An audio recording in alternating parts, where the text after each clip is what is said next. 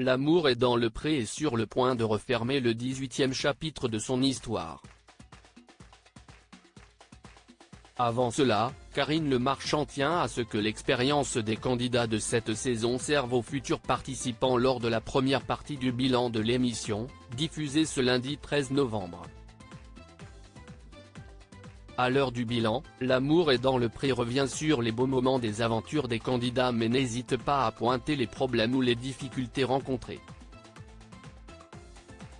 C'est par la voix de son animatrice, Karine Le Marchand, que l'émission tente de comprendre ce qui a pu dysfonctionner dans certaines relations. Avec 18 années d'expérience, le programme et celle qui l'incarne parviennent à en tirer des leçons pour aider le candidat à avancer. Cette année, la présentatrice de La France a un incroyable talent à souhaiter aussi que les expériences malheureuses des agriculteurs de cette année servent les futurs participants à l'émission de M6. Je m'adresse aux agriculteurs de la saison prochaine, Karine Le Marchand alerte les candidats de L'amour est dans le pré au terme de la première partie du bilan diffusé lundi 13 novembre sur M6, Karine Le Marchand est revenue avec Roméo sur son aventure dans l'émission et son histoire avec Sophie. Une idylle qui a pris fin.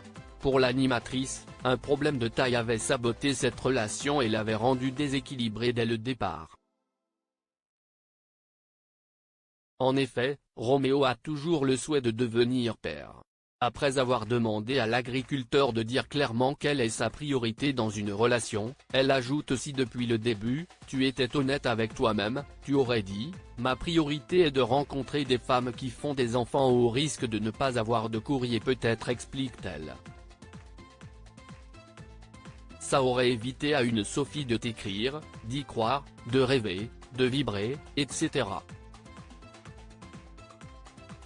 Poursuit l'animatrice avant de passer un message.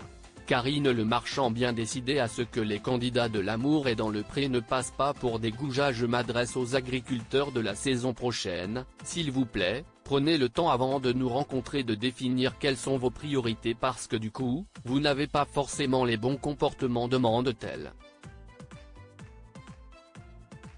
En prenant à témoin Jean-Paul, Olivier et Roméo assis devant elle, elle conclut, vous passez pour des goujats, parce qu'au fond les personnes qui vous ont écrit ne correspondent pas à vos attentes. Un avertissement qui, souhaitons-le portera ses fruits l'année prochaine.